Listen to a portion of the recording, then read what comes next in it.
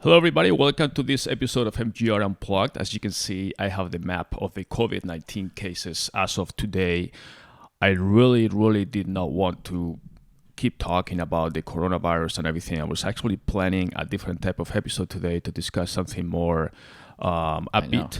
I was like, because we talked about it, 3 weeks in a row now? We've done like 2 or 3 podcasts already, kind of loosely. The first one was the discussion that we had. Then we touched a little bit on the business side of the coronavirus. And really, I wanted to have a different kind of podcast today. But I mean, there's just nothing else to talk about. It's really, I mean, nothing else matters right now, basically. Well, yeah, I mean, everything is like, it looks like the world has come to a screeching halt.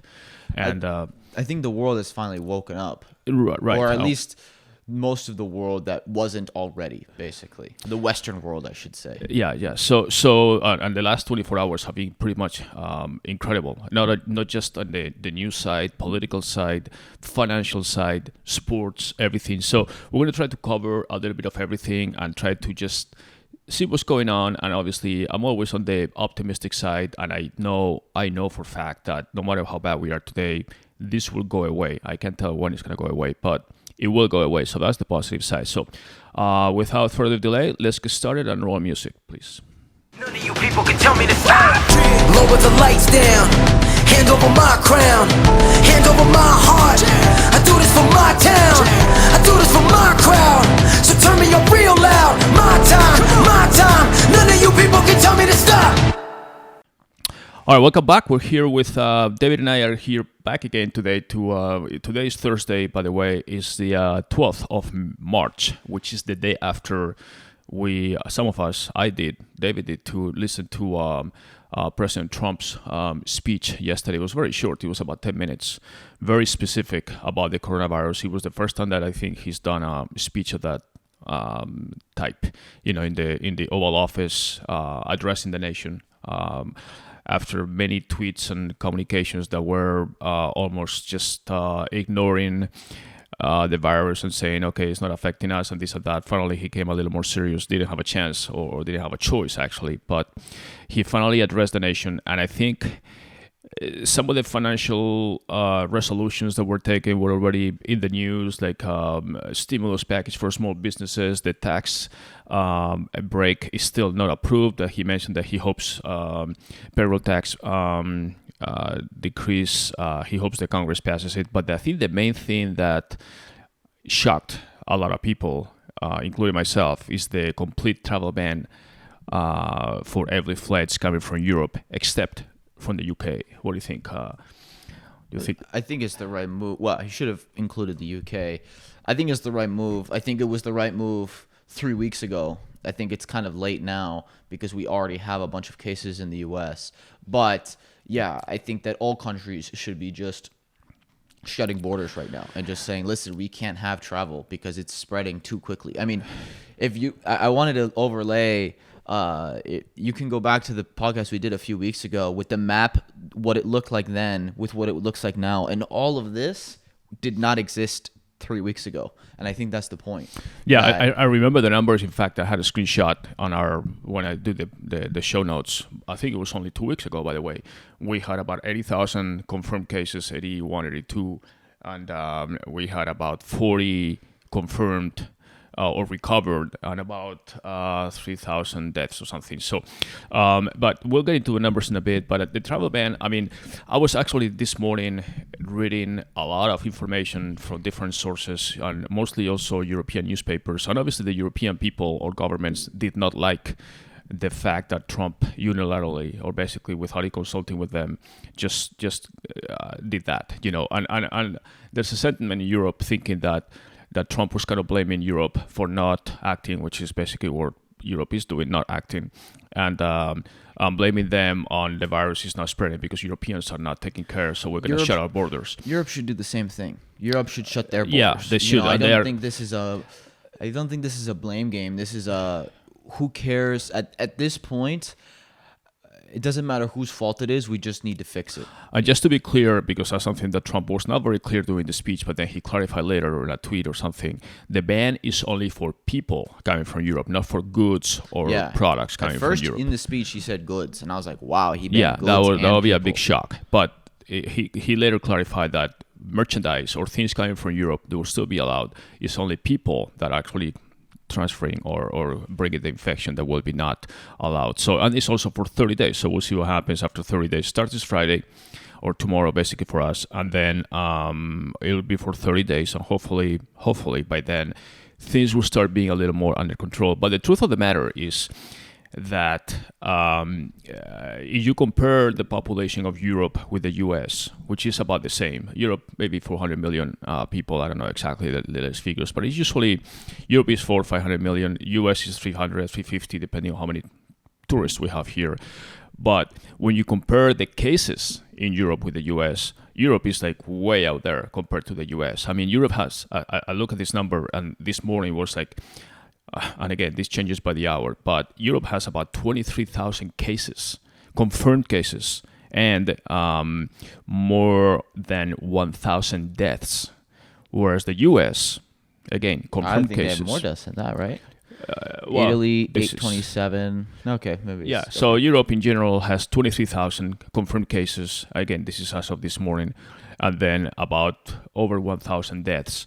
Whereas the US, being similar size as far as population, has about 1,300 cases now, or 13 something, and then so far 38 deaths, which obviously is much less than in Europe. So shutting the borders basically will help, because we're going to prevent all these people that come with a higher risk from Europe to bring the coronavirus to the US.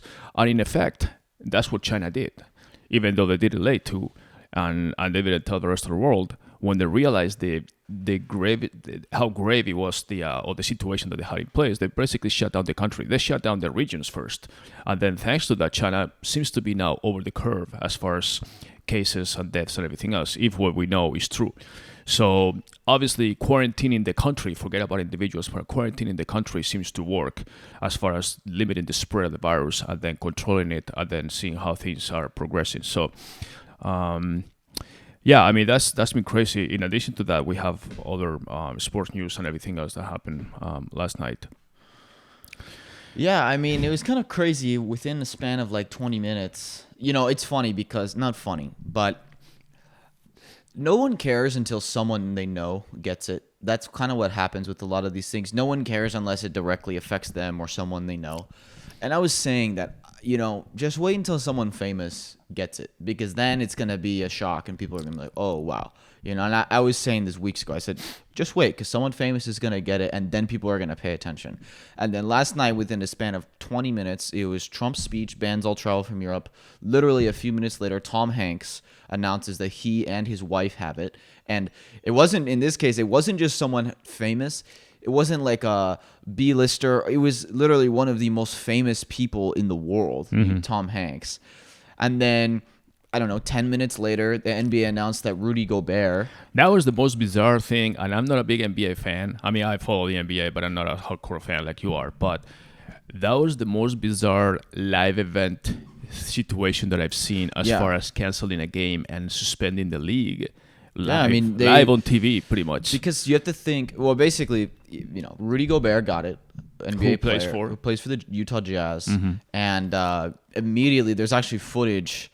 If you look, it was kind of going around the clip of the pregame show. You see this doctor running behind the pregame host, like sprinting. Right? I mean, the refs were about to start. They were ready to. They already had introduced the players. Right. They were ready for tip off, basically. Right. And so basically, he got it. Then this morning, it was announced that the two best players on the Jazz both have it: Donovan Mitchell and Rudy Gobert. And the NBA just. But it was last night. Shut down. I mean, last night. The reaction was so. I mean, they were placed because they already had a meeting. Games taking place. They already had a meeting earlier in the day where they were considering suspending games for a few weeks or playing without attendees. And the Warriors had already announced that they're going to play without attendees, and then the NBA was considering it too. And then once one of the players got it, they basically said, we're done. Because think about how fast. Because now they said that over 60 players have come in contact in the last week with him. So they're testing all of them. I mean, think of how fast it spreads through the league. Yeah. Because if you play one team one night, that team plays another team, you play another team, those two teams now have it, they play, that's how quickly it rate of spread of that's one of the things with the coronavirus is an exponential spread, basically. I mean, each person can it's infect incredibly contagious. Right, you can infect maybe 2-3 that are in contact with, and then those 2-3 can infect another 2-3. So the rate of spread is huge. So I think the NBA made the right call, and it was funny because we were watching actually a different game that was taking place. It was Denver. I turned on the Denver-Dallas game that was on ESPN just because I was like, because they literally, I'm on Twitter and they announced it. I was like, there's a game right now. And then they showed like Mark Cuban's live reaction, and the commentators are like, okay, I guess this is the last game for a while. But the contrast to me is that both of these, with those, saw that game, and there was another one later. That one got canceled. Oh, that one did get canceled. Yes. The later one. They found out, why? Because they found out that one of the referees in the game had refereed the Utah game 2 nights ago. Okay, so I didn't see that. Okay, yeah. So the game was taking place when you see Mark Cuban. He was obviously in Dallas, and he's looking at his phone, and he obviously was reading the information, saying, and you see his reaction, and then he actually had a couple of impromptu live interviews with Doris Burke, I think, and somebody else, was the I think it was Dave Pash. I'm not sure. Yeah, I don't know who was commenting. I know Doris Burke. I don't know who was with her. But right. So, anyways, he had a couple of live interviews and then another one post-game interview. But the game went on, and the stadium or the court was packed, obviously in Dallas, and. But yeah, I mean, to me, you and I were talking about like we already had enough knowledge of the virus to know that when the NCAA, by the way, also. Said that their games were going to be played without spectators. Yeah, and the NHL today canceled their season. Right, too. That was before yesterday. So in other words, we already know that crowded situations are basically a cesspool of possibilities for the germs of the virus to spread. So I'm surprised that people even go to the games, to be honest, because you are surrounded by people that are right. Yeah, the excuse of it wasn't canceled, I'm still gonna go, I think is absolutely ridiculous. It's right. You need to take your own life into your responsibility. You can't rely on the federal government or state authorities to tell you how to act. And you need to act. It really proves that. Honestly, I don't think most of the government agencies were ready for this type of rapid. I've been saying it for weeks. Rapid pandemic. It feels like everybody's acting in slow motion. Meanwhile, this is going at double speed. Yes, but at the same time, I mean, if you are a citizen of any civilized country, you expect your agencies, whether they are Department of Health or whatever. Well, yeah, you don't because you already are more skeptical. But when you have elected officials and agencies and everything, you expect them to do their job, just like you do at your corporate level. Okay, you work in a company and you expect your boss to know what to do, and the person that you have, the vice president of this or that, to make adjustments and reactions and everything else. And if we have elected officials that are not reacting the right way or the proper way as far as timeliness and everything else, that's critical for these situations. Everybody can have smooth sailing when the sailing is smooth. But that's what I'm saying. I mean, even the WHO, which the WHO's whole job, the whole reason the WHO exists is for situations like this, for pandemics. And just a month ago, the head of the WHO was saying, business as usual. This is not a big deal. Don't change your life. No need to hurt the economy. This is the head of the WHO. This is his fucking job. This is his only fucking job, is to be a leader in a time of crisis. And he completely failed. Yeah, the CDC completely failed. Well, but that's the same. I completely agree that all this organisms because like the WHO, bureaucracies, the United Nations, and all that stuff. And I don't trust them. I understand. But you at least hope that your own country's agencies will do their job. I think the Centers for Disease Control and Prevention forgot about the last two parts, control and prevention, because when you think about it, they are not controlling and not preventing. They've been basically patching and reacting, which is, yeah, I can react too, but it'll be nice to know ahead of time what could happen. The fact that we still don't have widespread testing is absolutely ridiculous. It's absolutely ridiculous. It's an absolute failure on the CDC. We were talking actually the other day, and we were saying, well, you have someone who it's their job, and they, like you said, and I said, yeah, but guess what? If we had someone who it was their job, and we saw this coming on the horizon for weeks and weeks, and that person basically slacked off and didn't do anything about it, and now all of a sudden is panicking, I would fire that person, okay? That's what you do when someone doesn't do their job. Now, in this case, because they're government organizations, we can't fire them, and I don't even know because most of those people are appointed, they're not elected, and it's not even that this administration or another administration, it's not just, I think the Trump administration has done a very poor job, but it's not just him. I mean, we look at Macron yesterday in France. I mean, literally the same day that Trump says we're banning travel from Europe, please, limit activities and events. Macron says we're going to be singing in the streets. We're going to beat this. We're going to have our summer party. This is the president of France. Yeah, look at France right there. They have they're the fifth country, 2,300 cases, and they had about 50 deaths. Moronic idiot. He's standing in front of it felt literally like a movie scene when I'm watching. He's standing in front of the Eiffel Tower saying, this is not a big deal. We'll be fine. We're La France. We're France. We're great. We're going to survive this. I mean, they're already saying that, and these numbers, by the way, are obsolete because this is last updated. It says like 6:33 a.m.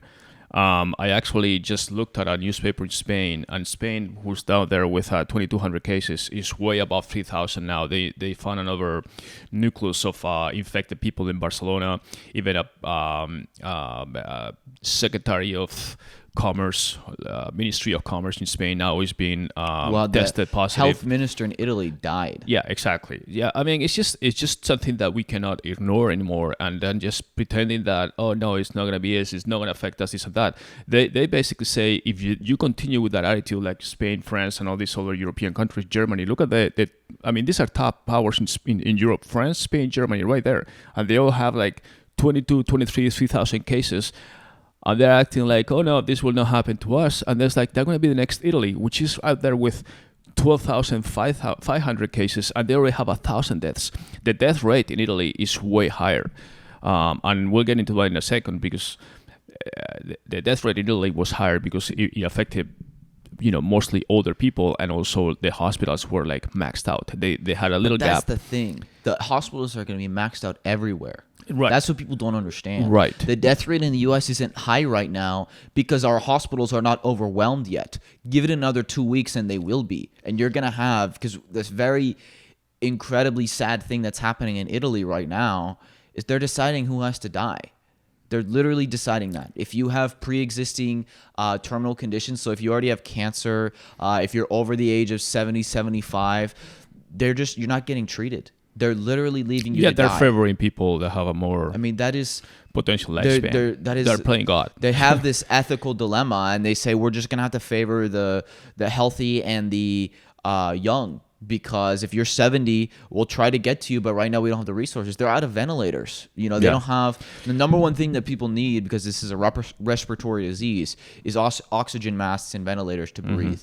And they just don't have enough. The U.S. does not have enough. The U.S. has, I think, a few 100,000 ventilators was the number. That's not enough. I mean, if we have a nationwide pandemic, you're going to have a lot of people who are dying because, by the way, ventilators are used for many things, not just coronavirus. And so they said that any given time, 50 to 60% of the U.S. supply of ventilators are being used already. So you only have basically a 40% extra.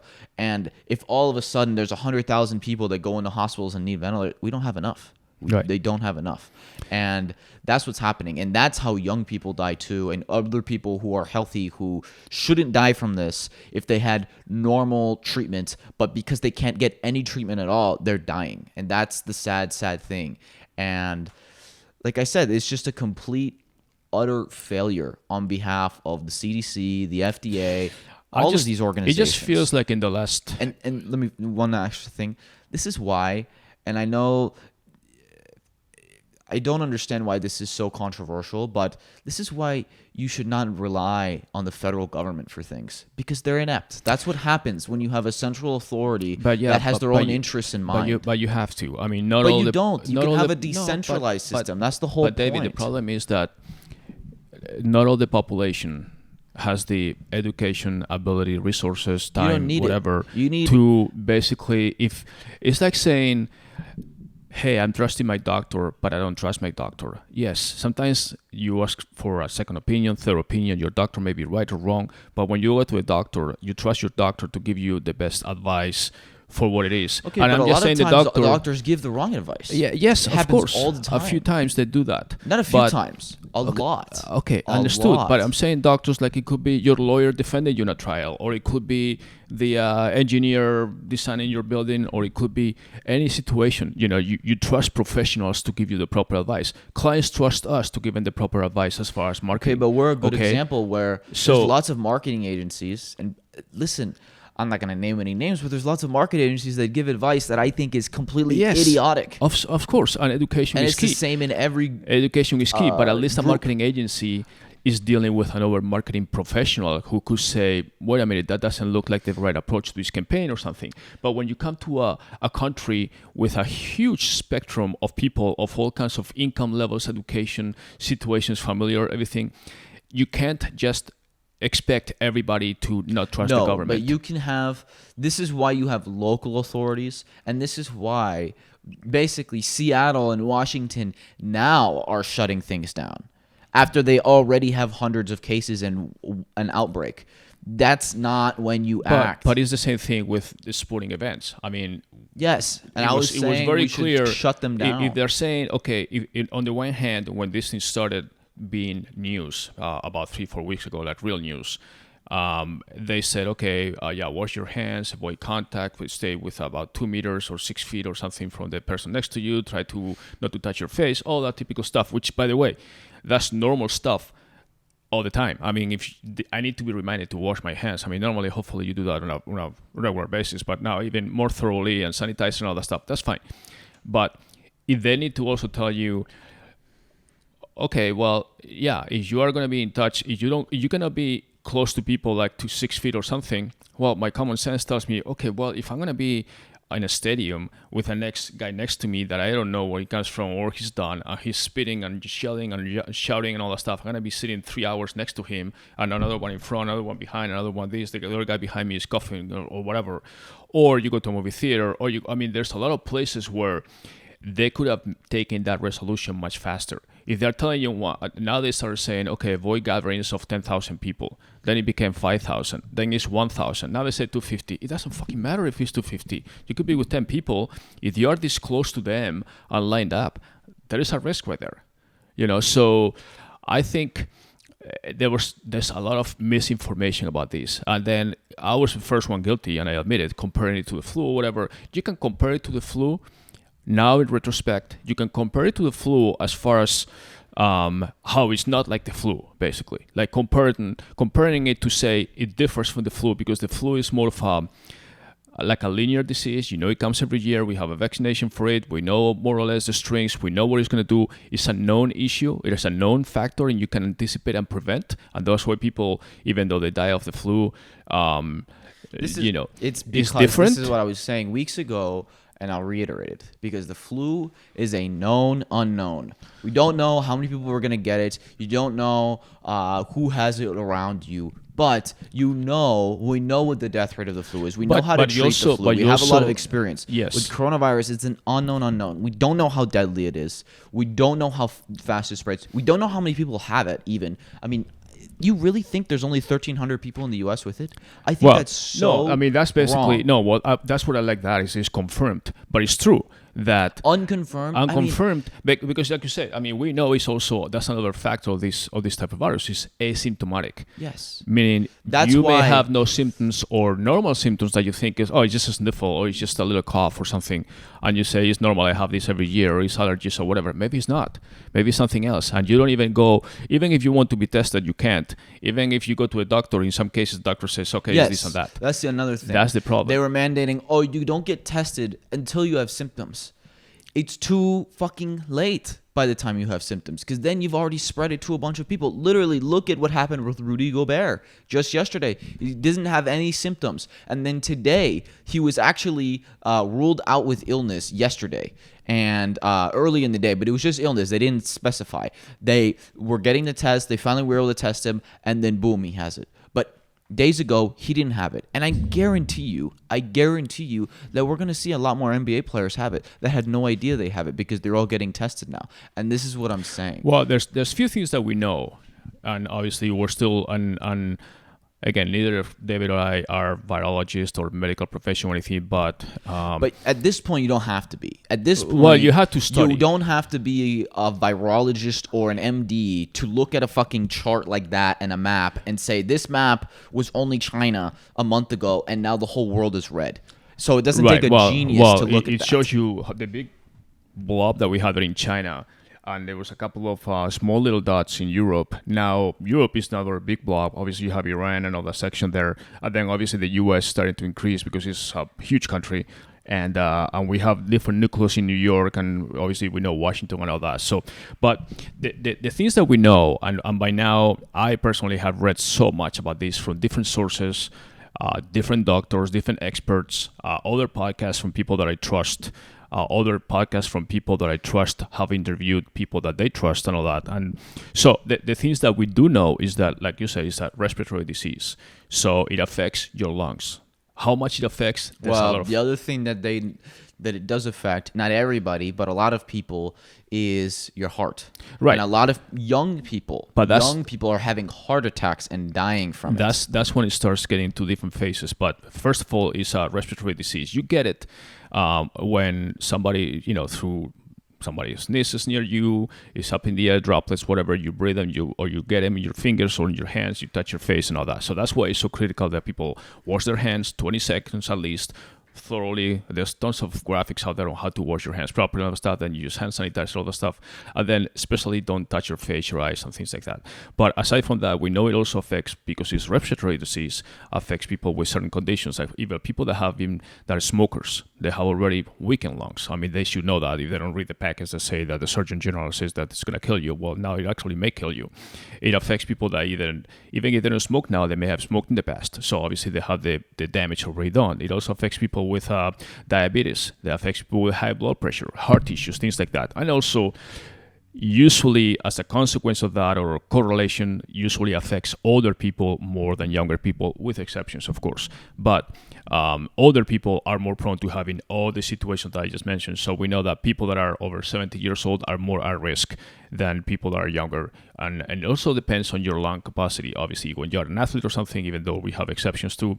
I'm not talking about the case of getting the disease. I'm talking about survival rate. Okay, so let's put something also clear, that just because you get it or you have it, it's not a death sentence. Obviously, we have a lot of people that are recovered, and the actual death rate, as we know, and we discussed this before, could be even lower than what we know, because there's a lot of people that are not being reported as confirmed, that are not confirmed yet or not dead. So usually the death rate, when you increase the numerator, is going to decrease. But regardless of that, the people that are more at risk of being in a more grave situation are the ones that we just described. And that's basically a common knowledge or common agreement between all the experts that we've researched. Aside from that, we know very little more. I mean, we know a little bit of how it gets into you, a little bit of how it acts. Obviously, there's no vaccine for it yet, but there's little known, and that's what makes this more dangerous. So we also know that it spreads very fast, faster than H1N1s and many other diseases or pandemics or viral diseases that we've known for the last 15, 20 years. So, yeah, I mean, people need to be careful. They cannot just ignore it. They need to be cautious about it. And yeah, but the problem is that now it's kind of too late. It's never too late. Acting now is better than not acting, but it's late. It's late because now we have 1,300 cases, and we'll have 2,000 cases in another day from now, and we'll have 10,000 cases in a week from now. Well, we can decrease. Late. When we had our podcast, if you remember, 2 weeks ago, or we had our discussion, which I was right, but that's okay. There were like 20 cases in the U.S. Or 30, 40 or something, Okay. including the cruise ship. Including the cruise ship. And I was saying, we need to shut borders down. We need to take action now. We need to stop all these events. No one listened. People ignored it, went about their day. Even this is like so moronic. I mean, there were, I don't know if you saw this, but, lots of universities started closing classes. And Columbia University, which is, an Ivy League school, supposed to have a lot of the intelligentsia at Columbia, really bright minds there. Actually, I think they're a pretty good medical school too, by the way. So they canceled classes, and everybody's hanging out in the courtyard. There's thousands of people out and about in the court, not isolating. Well, but that we've seen. Do you not get it? This is why you... Listen, I'm a big... And these are supposed to be the smart people, quote-unquote smart. Well, I know, but they happen to have rich parents, that's why they're there, but they call themselves smart. This is how it shows how all these smart people and people in positions of power are so fucking clueless when it comes to making these decisions. Let me like this morning, I'm a big race fan, as you guys know, and especially Formula One is my favorite sport. Okay, the season starts this morning, actually tonight, which is tomorrow morning for Australian time. So they already had canceled the obviously the Shanghai Grand Prix, which is in 3-4 weeks. They already shut that down. They said it's not going to happen, postponed, whatever. The next one next week was in Bahrain, which Bahrain said, okay, it's going to be closed door, no spectators. Just if the F1 people want to come, they're going to be in their own bubble, doing the race and take off and don't touch anything. Now, Australia said, oh, no, our Grand Prix is going to continue or the beginning of the season, no matter what, blah, blah, blah. Okay, so all the teams, like thousands of people, newspapers, journalists, team members, everything, crews, everything else, travel there. Guess what? Just last night, or morning for them, they found out one crew member from McLaren, the team, one of the top teams in F1, was tested positive. They actually tested about 5 or 6 crew members even from the American team, from Haas. They tested one McLaren team member. He came positive. So McLaren said, hey, fuck it. We're not going to be doing anything. We don't want to put anybody at risk. We're just shutting down and taking off. And then obviously they have their own quarantine and everything else, but they said, we're leaving. Well, this is like this morning at 5:30 our time. Okay, today, right now it's 12 noon, which is like wee hours in the morning for Australia. They're still debating whether the Grand Prix should go on or not. Now there's only, instead of 10 teams, there's 9 teams. And the big shots out there, the big wigs, and all the people that make decisions are looking at their dollars and cancellation policies and how much it's going to cost them and the spectators and this and that. And they're all deciding. As of now, they haven't decided. They don't even fucking know if the Grand Prix is going to take place. And they already have spectators. I'll tell spectators, well, maybe don't show up. We don't know. We're negotiating. We're talking to the teams. That's fucking crazy. It's like you're going to have teams. I mean, you already have cases in the paddock right there on your crew members that are infected. And one team has quit. And that's not reason enough for you to say, you know what? This is not more important than the survival of humanity. Let's just push it back. Every other sporting event has been postponed. The UEFA major soccer league in Europe, La Liga, has already suspended games. UEFA, which is the European Football Association, is already deciding to cancel European Champions League, which is like the playoffs of European soccer. Independent leagues, the European Championship is also going to be pushed back to next year. The NBA just decided yesterday to shut down the rest of the season. I mean, this is just logical stuff. But you start putting money and personal interests ahead of people, and they say, you know what? This Grand Prix for me means $70 million, so I'm just going to keep it, and everything will just happen, And that's what happened at a federal level, too. Because governments did not want the stock market to go down. Well, yeah, well, good luck with that, because it's already way down. And they failed. Because guess what?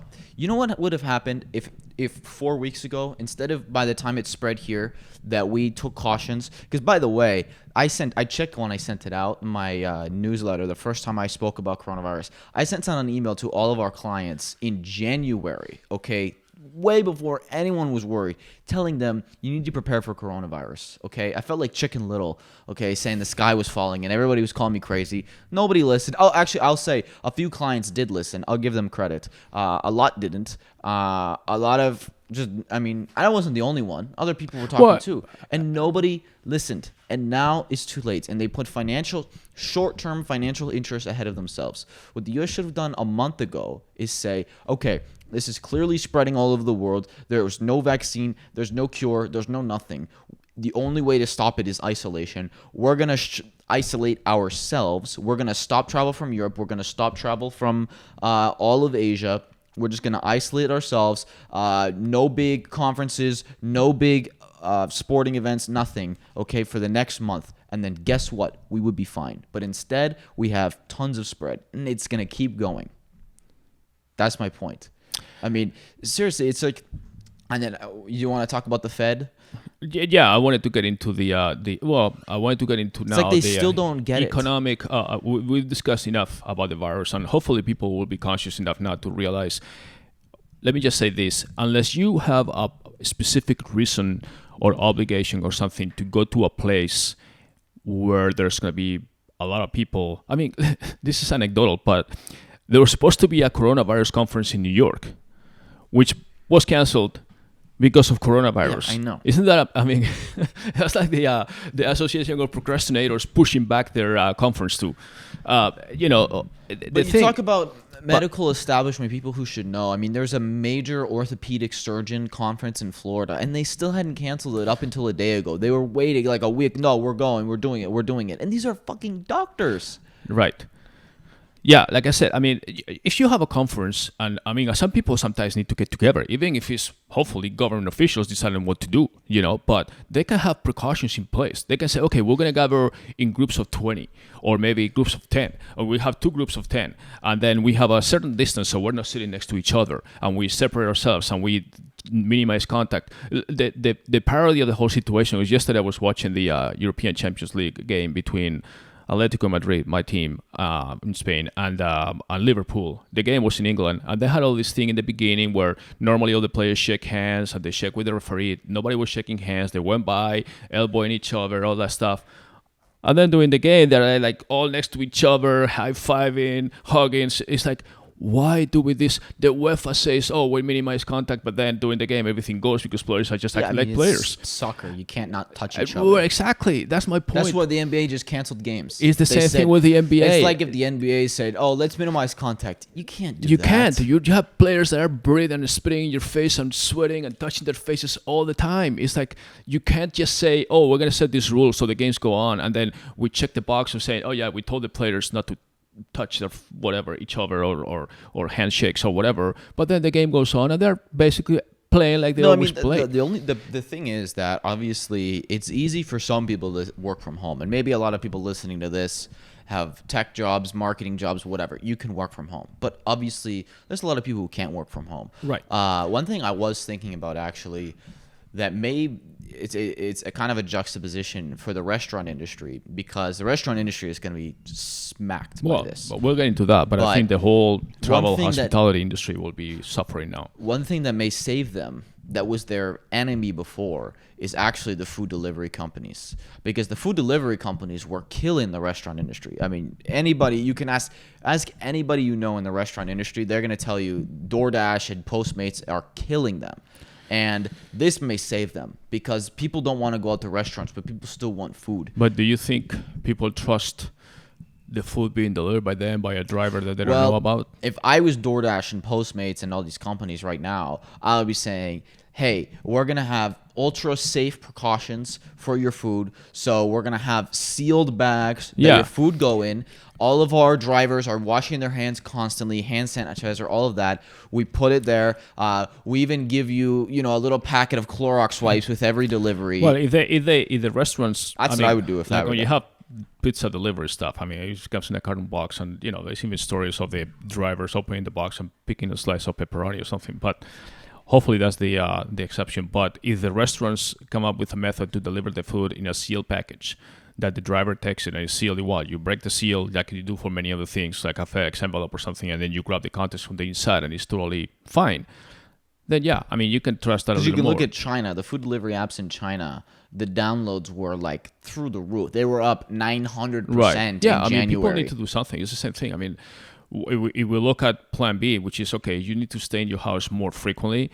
Okay, go less to a grocery store, order more food, watch movies on TV, read a book. There's a lot of things that you can do. I mean, this is a good chance to be a little more introspective. And we're always complaining that we're so busy, we have to do so much stuff. Okay, well, maybe you can realize that maybe social media is even better these days. You can socialize with people without even being in touch with them. I was thinking, a lot of people say we need to take action. And really, in this case, taking action is just being reserved. Right. It's just basically, hey, chill out, stay home. Well, to me, it's funny because I'm obviously much older than you, but I remember... Much. Oh, I don't act like that. But anyways, I remember me growing up, or me being in my You're almost in the at-risk group, so you better be careful. Yeah, I know. Me being in my 20s, 30s, and all that stuff, or basically teens. Obviously, we didn't have all these entertainment options that we have now. You were home. There were little TV, black and white, sucked all the time. And yeah, people have an excuse to be lazy and watch Netflix. Stop complaining. I know. I was just home. building stuff with Legos and building model planes and all that stuff by myself. So I was basically at no risk. When I was sick, it was fun. It was fun because I wouldn't go to school and I would just be home coughing, sniffing, or whatever, but I was building my little things. So maybe it's a way to kind of get us back to where we were before and being a little more introspect and reading, have fun, stay with the family, whatever. So obviously you need to be able to do that. If you are a person that is hourly employee, freelancer, whatever, obviously that affects you. But people need to be smart. That comes to everything. It's like you can't just. And I was talking with another friend about the economic situation, saying, okay, well, but if my job cancels, like a lot of people, when Austin canceled the South by Southwest conference, a lot of freelancers that for them is like they're pretty much their Black Friday were fucked, basically. They were hoping to be there for a week or so, making a lot of money and working on this or that, catering this, whatever event or whatever facet you cover. And all of a sudden, when it was canceled, they just didn't have that income that they were expecting to have. And it's like, okay, yeah, but this is when anticipating these situations helps. When you don't spend more money than you have, when you put always some money aside for these situations. I firmly believe that this thing, I don't think it's going to go away in 3-4 weeks. I think it's going to be maybe 3-4 months. Yeah, I was going to say, but my whole message for this podcast was basically, it's going to be a hard few months. It's going to be. It's not going to get better. It's going to be an adjusting. It's going to get worse before it gets better. We're great at adapting to situations, and I think we will definitely adapt to this. Maybe there's always a good thing that happens when these situations happen, even when there's like a hurricane, tornadoes, this and that. There's always a rebuilding process. So we thought the recession 10 years ago was the worst thing that could happen. And then guess what? The market recovered and we're in better shape than we were 10 years ago. Same thing with 9/11, all that stuff. So I'm always optimistic. I think it's going to be better. But yeah, it's going to be probably worse for us before it gets better. And people think that, when the summer comes, so this, I don't know if it's the summer or the spring. I don't think that really matters much. It's more education. It's when people become more aware of the situation that we have, is when I think things will start improving, as you said, actually, 2 weeks ago. So, but I always think that, we will, at some point, whether it's in, 5 months, 6 months, 12 months, we will look back at this. It's like, man, I remember when we went through the coronavirus or this, like H1N1 or the Zika virus or this, they weren't as impactful as this one, but we will still look back and say, yeah, that was tough. But I just hope that people learn from this, and the next time there's a virus that's spreading, people take action and aren't complacent and see that, just because there's not a lot of cases now, just because our country doesn't have it, doesn't mean that it's safe. That I hope people genuinely learn from this. But my other thing is, I want people to be concerned, to be thoughtful, to be worried a little bit, but I do not like people to panic. Panic never. But what's the definition of panic? That's the problem. Panicking is Preparing is not panicking. No, this is the argument that's that we exactly had. the same thing. But you think that buying food ahead of time is panicking, saying, you know what, I'm gonna stock up so I have a month's worth of food. You think that's panicking? No, but I mean, for example, they said like using all the supply of masks. It's been said that the masks for people that's not true. That is just not true. I mean, it depends on who you believe, but people. There's a reason healthcare workers wear masks. Yes, because they are dealing with the sick people.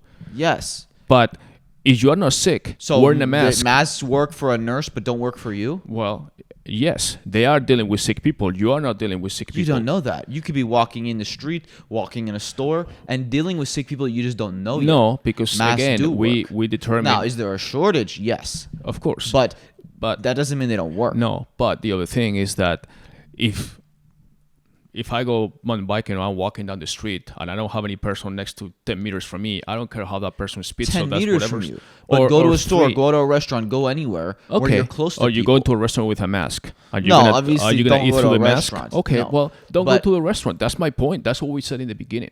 I said, if you don't have a situation... But you can't say that masks don't work. That's just not true. I'm saying why that would doctors wear people going and buying 10 or 20 masks when... to just use them for the heck of it in their houses, I think it's an overreaction. No, you don't wear them in the house. No one wears them in the house. Some people do. No. If I'm going to get on a plane, I'm going to wear a mask. But if I'm in a place where, like walking down the street, no, I'm not going to wear a mask down the street because I don't care if the virus is not going to come from, but it could come from someone that walks past you. Okay, well, I avoid the person walking past me. And even if they walk past you... I mean, when you're on a sidewalk, it's pretty packed. I don't know how many people are walking past you. It's like, I don't know you're in a crowded Manhattan street or something, but which is a different scene. But you're in a normal street where a person crosses by you, and if that person is not coughing in your face or something, there's no contact. We live in Phoenix where there's not a lot of I foot understand, traffic. of But course. if you lived in New York, you'd be much more scared. Yes, I understand. You're walking downtown Manhattan or Times Square and you're like shoulder to shoulder with people just to get to the subway. Of course, that's a whole different situation. But that's what you need to avoid. What I'm saying is that people need to aware, worry, concerned, cautious. But panicking is when everybody's running for the exit. And they always tell you, walk, do not run. That's for a reason, because then you create this stampede where everybody's basically just trampling with each other. So, but what is panic then? What's your definition of panic? Well, what are people doing that's panic versus just preparation? Is buying enough food for a month panic? Enough food for a month? Yeah. Well, it depends. I mean, I think if you're not in a situation where you think you're going to be in a risk group, I think it's a little bit of panicking or overreacting. How is it overreacting? Well, I'm not saying buy a year's worth of food, which is what some people do. I'm saying a month. Okay, I'm just giving you my opinion. But if I'm a 70-year-old man or woman or something, and I've been smoking, I have any of those risk factors that I've mentioned before, as far as, I have my high blood pressure medication, I have some heart issues, whatever, any of those things, and I'm a higher risk, then I said, okay, maybe I get it. Maybe I'm more prone to get it, and I'm not having a social life. I'm hanging out with friends or whatever, and then I said maybe I get it. If I get it, chances are I have a higher risk of infection, obviously, and then I'm gonna probably be put in quarantine, which means I'm gonna have to be somewhere. You don't have a higher risk of infection. That's not true. Well, everybody's risk of infection is the right. same. You have a higher risk of being more severe to the point that some people are tested and then they're sent back their way pretty soon. So that's stupid. Well, okay. Well, again, doctors do it, so they must do it for a reason. If they don't think that they're a risk factor, our whole system is falling apart right now and is incompetent. That's why. It's not because it's a good idea. Testing someone and just sending them home is not a good idea. So if a person doesn't test positive, what are you gonna do? If they test negative, that's different. Well, if they test positive, they send them home in quarantine. Yes. Okay. They do, but okay. But the problem is, let's go back to what you're saying, panic. So someone in their 30s buying a month of food is panicking? Again, it depends on for a month. Yeah, I would say for a month, probably. Why? Well, how's that panicking?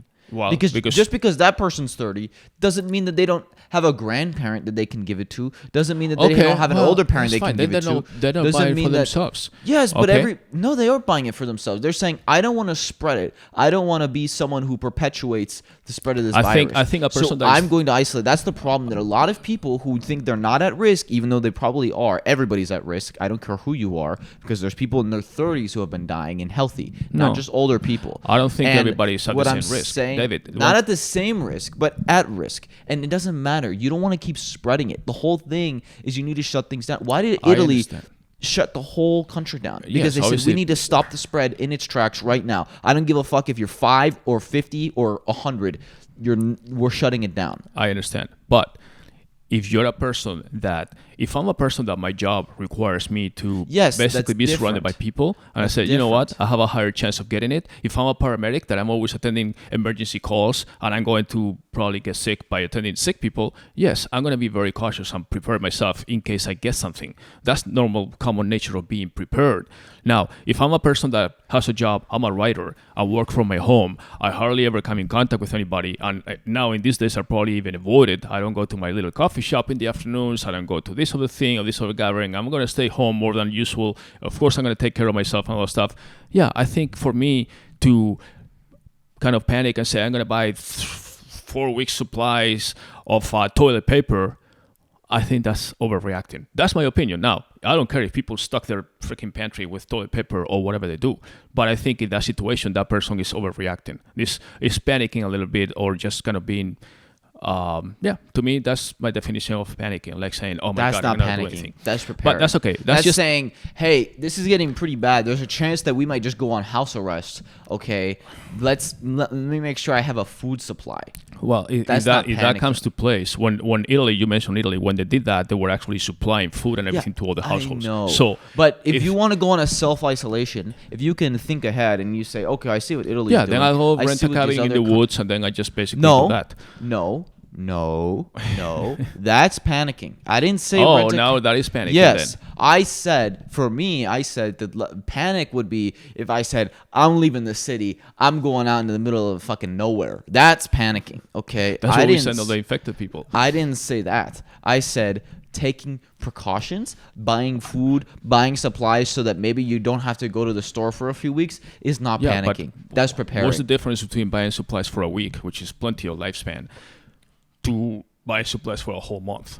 So that you don't have to go to the store 4 times a month or many times. So that you can not go to the store but and at the risk same time, infection. you basically, it's no different for me than if you go to a bank and pull all your money. If everybody does the same thing, that's how the banks don't have enough money. I mean, they're not made for that. Okay, that's the whole institution is based on maybe having 20% of the global funding, and that's the stress test and all that stuff because they don't expect everybody to take all their money out on the same day. That's how it works. Otherwise, we have to change all the rules and say, okay, yeah, I put my money in the bank, and the bank is going to say, okay, because we cannot invest your money, we're going to charge you this much because otherwise you just have it under your pillow. I mean, all that stuff, I don't know. It works for a reason. All I know is in January I was buying food, and I'm glad I did. Yes, that's fine. You can do whatever you want. But if you go to a supermarket that you're normally used to buying your box of cereal and your bread and your can of tuna or whatever, and all of a sudden the shelves are empty, it's like, what the fuck is going on here? Okay?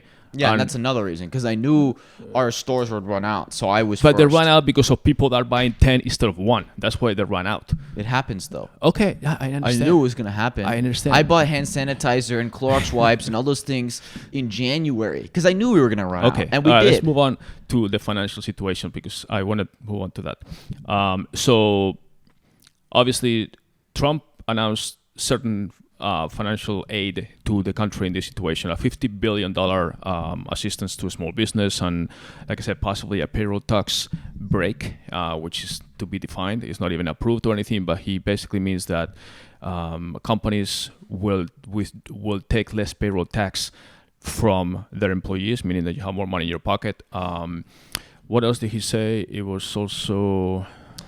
small business loans. Stimulus. Oh yeah, that's the 50. Well, they already approved a different 8.2 billion package for assistance overall and everything else. But in addition to that, this just happened before the podcast. The Fed just announced they're bringing back everybody's favorite QE, quantitative easing.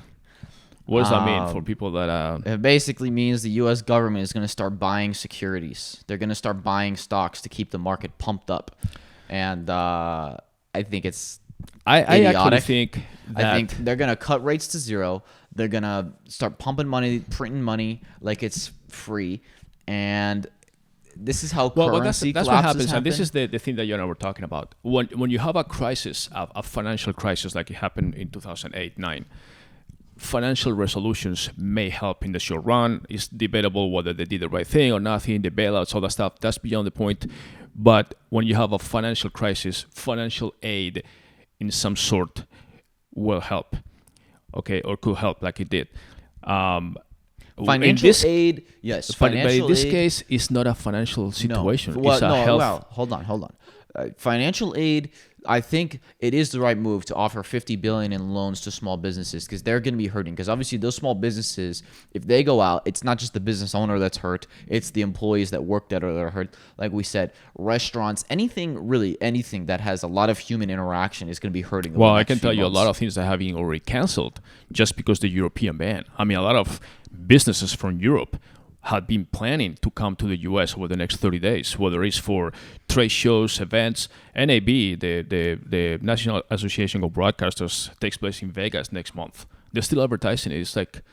It's in April. I don't know if it's within the 30-day window. It might be after, but I don't know if that's going to happen. That's where every major broadcaster comes. Race events and all that stuff have been canceled. What I was saying was that's good. The $50 billion. Now, for the Fed to say we're going to pump $500 billion, we're just going to buy $500 billion worth of securities, that's just pumping the stock market. That's all they're doing. Which it didn't even work. It didn't even work. The Dow was down 9% this morning, and now it's down 6%. Oh my goodness! Well, what a difference! No, but it was down about 8-9%. When the Fed did that, it went up to 5, down 5% only, but then it didn't live very long, and then it went back down again to 7-8%. So it just proves that they're trying all these solutions to solve a Band-Aid, healthcare problem with fiscal stimulus. Right. You want to stimulate the economy, get rid of the coronavirus, and things will go back to how they were. That's what you need to do. You need to say, we're going to have 2 months of hard pain, okay, where we're going to stimulate all the small businesses and help people make sure that they get paid, and people who basically have jobs where they can't work from home, and make sure that we can still basically provide them with money, maybe even delay mortgage payments. Italy has done that. Italy said no mortgage payments right now. Things like that, right?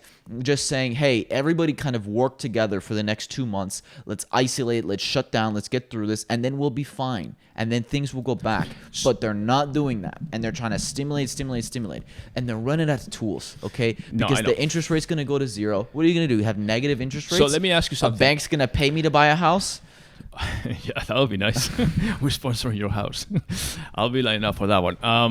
Let me ask you something. So on a positive note, like we said before, this is not going to last forever. Obviously, we know that. That's something that I can. It's not going to last forever, but if it lasts long enough, it'll cause a massive recession. Yes, it will. And that's why you need to act now. You needed to act 4 weeks ago. I think most governments are acting now. Most of the Western governments. Yeah. And the U.S. is only half acting though. Well, we're not going all the way. I think now individuals are realizing, oh fuck, I gotta be smart here, and that's the good thing. No, but I think the government, after Trump's speech and then the Fed and all the stuff, they're basically taking notes and saying, okay, now we're fucking serious here because we need to get serious. But let me add one more thing on the positive side. We know, like I said, this is not gonna last forever. I don't care if it's like 2, 3 months, 4 months, 5 months. Okay, we'll have a nice Christmas. I don't know, but in every situation of crisis, you have a development.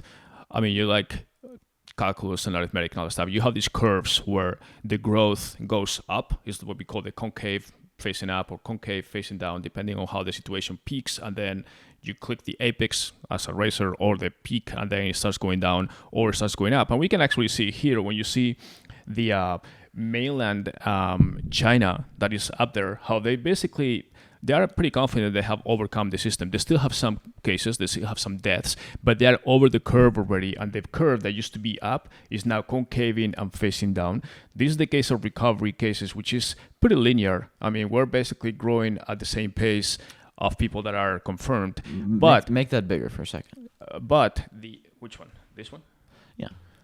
But the problem is, the one that I care about, where's my mouse here? Okay, here we go. The other locations, which is basically the non-China, is still going up, and it's going up a lot. Right. That's right. The problem. That's what I'm saying. That yes, this is literally the definition of an S curve. Right. When you look at China, as up until February 9th, 10th, 13th, they were going up. Then they had the spike when they changed the methodology of counting their cases, but then it started kind of concaving down now. They've been pretty flat. If I mouse over these numbers, you can see how it says 80,400, 80,600, 80,700, same, 800. So basically, yes, they've done what every country should be doing. Right, they right, shut right. everything So down. that's the they shut down positive all the side. schools, Okay. all the factories, everything. They did what they had to do. They put 60 million people on house arrest in After Hubei. they infected the rest of the world, they started getting their shit together, and they did what they had to do, to the point that, keep in mind, China has 1.2 billion people. So when you see 80,000 there, it's like a drop in the bucket. But if they hadn't done what they did, there would have been millions. If they would have, infected. could have, should have, I understand that. No, it's obvious. If No, they didn't, I if know. they didn't take the drastic actions, and that's why they did it. They said we're gonna have 100 million. No, I infected. totally understand. But that's what I'm saying. That proves that this that was major in China, where people were dying in the thousands by the day, now they're basically having cases that are in the hundreds, okay? And now they're basically saying, they say they are, behind the curve now, and they're always overcoming that. So now what we see is, like you said, the rest of the world is way behind. This curve here is where China was like 4 weeks ago.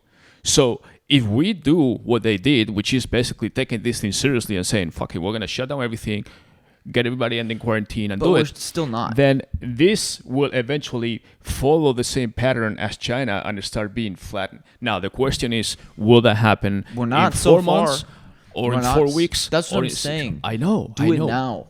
I know. Do it now before it's too late. Well, but China is one country. They can control what they do. The U.S. But we is can also... control what the U.S. Well, does. exactly. That's the point. The U.S. is also one country. We can say, okay, yeah, whether you like it or not, if you Europeans are not acting fast enough or you don't care, we're going to shut down everything for 30 days. We'll see how it goes. If in another 30 days, we still see that Europe is like skyrocketing from 23,000 cases to 40,000 cases, okay, fuck it. We're going to shut it down for another 30 days. And at least the U.S... Europe needs to do what Italy did, and I know they have this beautiful cross borders, free, no passport. Fuck that. Well, that's shut even, it down. That's no even being one tested in or now. out. The European Union is being tested with the situation, because all this kumbaya, like for borders and other stuff, and free trade and free transit of people and other stuff. Now, all of a sudden, they're putting restrictions on, buy these masks. Like Italy wanted to buy more masks and more things and more supplies, and then they wanted to buy from Germany, but Germany was limited the supply because they wanted to use it for their own country. So Italy had to end up buying masks and things from China, things like that. So that's even testing their own system. But that's a little political discussion. But yeah, it's different when you have all these egos in political precedents and between prime minister of Spain or England or Germany or France or all the northern countries. It's just hard to have them agree as a group on what to do when they start looking at their personal interests above the community interests. And that's when you have the division of the European Union, which is more of a non-union or disjointed union when it comes to a crisis, which is a test.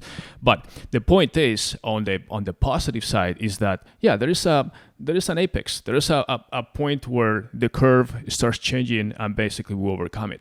And we're far from there with the rest of the countries. Now, I would like to see a curve like this just for the U.S., because I like to see how this is the rest, basically, as it says there, this is other locations, which includes everybody. Everybody that is not China. You can search it. It's the same curve. Right, exactly. The US is still going up, and it's not slowing down. No, at this point it's not. Obviously, that's why we're doing this. But I like to see a curve of the US over time, over the next, let's say, 4 weeks, which is the 30 days that we are banning Europeans. Only going to go up. I think it'll take at least a month before we see cases plateau. It will. But you start seeing how it goes up, and then at some point it'll go up less steep, and then it'll flatten. So my question to you is, when do you think, actually I have two questions. One is, when do you think the US will be in a situation like that? When will the US be like? Okay, what's your second question? My second question is, in the meantime, how do you recommend that businesses overall act or adapt to this situation? Okay. Obviously, this is a very broad question. Number one, the business, but how long until we have a curve like that? Basically, a few weeks after we start acting like that, just like they did. Literally, they started it was early February. By mid-February, they started plateauing. So it only took a couple weeks, because basically you're on isolation. You can't keep spreading. Okay, well, isn't the U.S. doing that now to a certain extent? No, to a certain extent, yes. I hope that they spread cases. They basically have suspended. Let me finish. You asked me. Let me finish. I let you talk for the whole time. Well, this is my podcast. Well, barely. When are you having guests on again? We're supposed to have guests, and now with coronavirus, it's like, okay, stay away. No, thank you. Well, they don't want to be close to 2 meters from me. So. Yeah. Anyways, let's I'm gonna lick the microphone before he leaves for the next guest. That's a really good birthday. Yes, Then I know. you got in trouble. On the microphone. Okay, let's get nice. Seriously.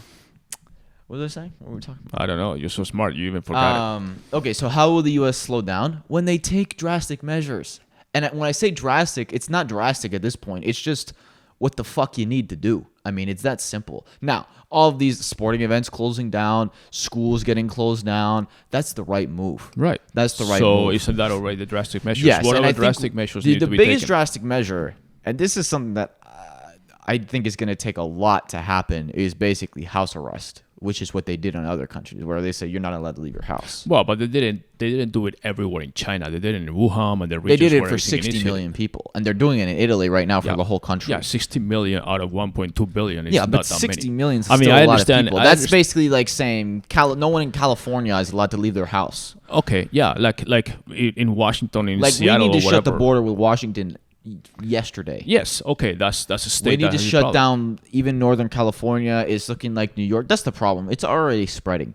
The ultimate thing is if individuals start saying, I'm not going to rely on the government. I'm not going to rely on some stupid authority who has their head up their ass. I'm going to take action for myself and for my family, and I'm going to do what's right. And I'm going to isolate myself. I'm going to make sure that we are as hygienic as humanly possible. We're going to wash our hands every hour on the hour, buy Clorox wipes, wipe down every doorknob. You can't because panicking people already bought them all. Well, I have them. If you want to buy them from me, I'll sell them to you at no extra price. Yeah.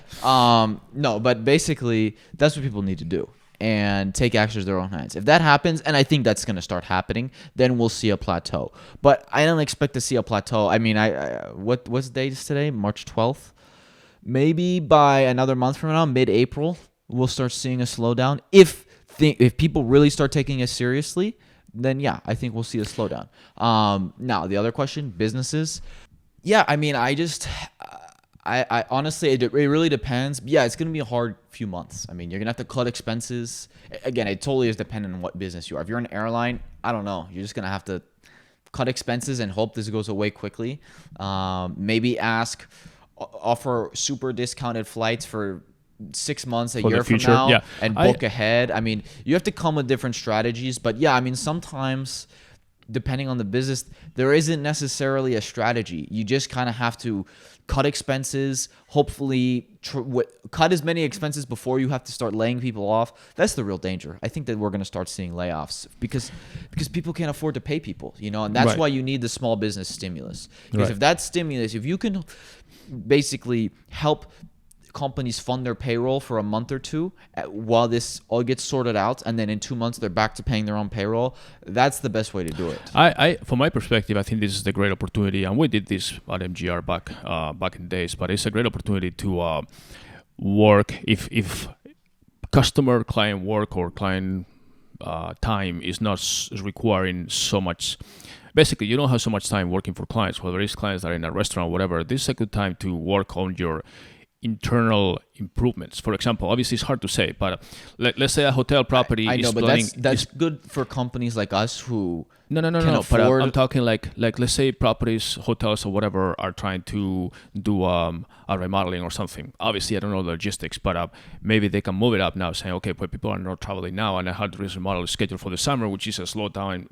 For example, in Arizona, usually most of the properties do the remodels and everything in or transformations, whatever they call it, in the summer. Maybe they can move it up and say, okay, we're going to start now because now it's going to be really a low season instead of the summer, and then we have incentives for people that book later, like a Better Tomorrows type campaign or something. We've done that thing before. Or if there's something you need to do employee training at some point, and you have a schedule for later, maybe can you do it now? Well, if you have a company that has like annual or monthly subscriptions, if you have a SaaS company, something like that, I would definitely try to get people to pay annual ahead and offer a big discount. So if you charge whatever $100 a month from your software, and so that's $1,200 a year, but you say, hey, I'll give it to you for $600 a year, but you pay up front now just so you have cash in the bank. The advice is different based on how liquid every company is. If you're a restaurant, which is already super low margin, and you probably don't have a lot of cash in the bank, yeah, it's going to be tough. Now, if you're a company that has lots of cash reserves for crisis situations, maybe your business goes down. Like us, it's not like our business is going away.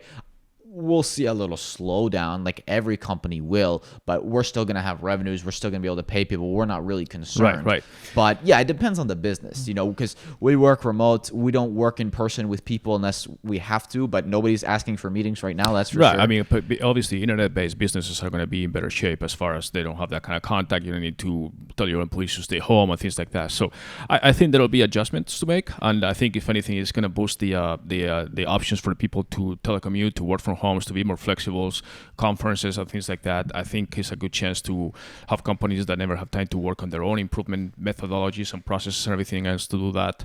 And again, I mean, what I do know is that we're a very consumer economy, and if we are told to kind of be low key for like 4 weeks, 5 weeks, 6 weeks, trust me, we're going to come back with a vengeance when things are better. Like people are going to go out to travel like crazy, restaurants like crazy, movie theaters like crazy. They're going to go on a stampede just saying, okay, we're free now to go out and all that stuff. And I think that's going to happen. And so once again, I mean, if you basically shut everything down, you run a risk of not having that customer when he's ready to go out, which is going to be the good thing is that if you don't go out, you're also saving a lot of money. You don't go out to dinner like once a week like you're used to, or spending $100 or going shopping or whatever. You're trying to avoid shopping malls and all that stuff. The good side is you're actually saving money. That's a good stimulus for your personal economy, not so much for the overall economy. Yeah, for personal savings, I would tell everybody save as much money as you can right But now. then what happens is that people that have been secluded to their homes for voluntarily or involuntarily for 4-6 weeks are going to go out and saying, okay, well, now I'm going to plan the summer vacation of my life or whatever they do. Or now I'm going to be shopping spree or restaurants every night or whatever. They're going to basically compensate for that. So you want to be there to catch that wave when it comes. Now everything is calm. There's no waves. There's no surf. You cannot be surfing. But down the road, it's going to happen. So be optimistic. I think this curve will happen. I can't tell you when. I think it's going to be, longer than shorter. Definitely not 4 or 5 weeks, but hopefully maybe 4 months. By the summer, maybe, I don't know, at least a little more under control. And I think things will definitely be better for all of us. So I want to wrap it up because it's kind of late for both of us. But any other closing comments from you, David? No, I mean, just prepare for this to last longer than you think.